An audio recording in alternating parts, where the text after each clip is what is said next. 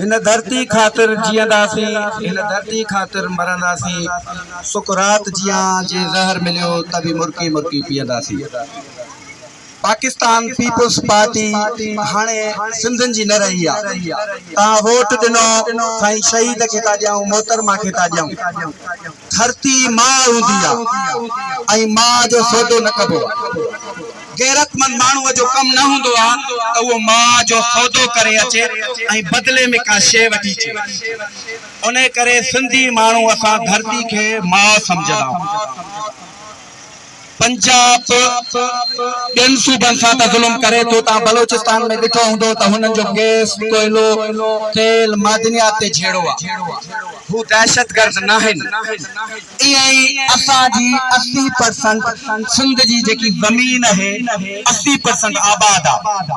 हाणे हे चोलिस्तान जीअं असां वटि कोडीजी में रेगिस्तान आहे, वारिया सो इलाइक़ो आहे, इहे उहा बंजर ज़मीन ते प्रोजेक्ट कामयाबी न वेंदो।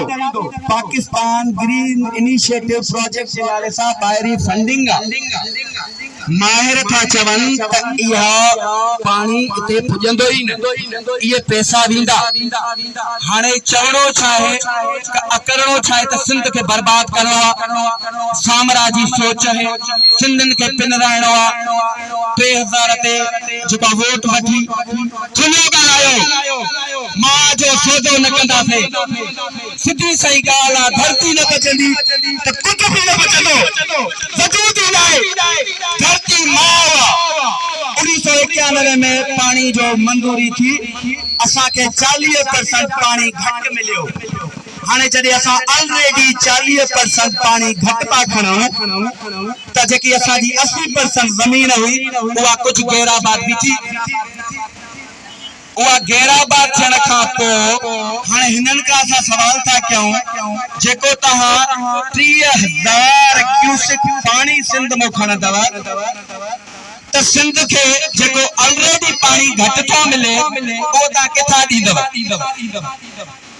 असां वुकला 12 अप्रैल ते कन्वेंशन घुरायो आहे, चोलिस्तान ताईं लॉन्ग मार्च कंदासीं।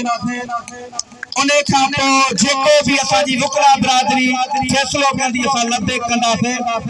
असां जेलनि खां न लाराईंदासीं। तव्हांखे बि चऊं था FIR थियनि, लाठी चार्ज थिए, तहरीक कमज़ोर न थियणु घुरिजे।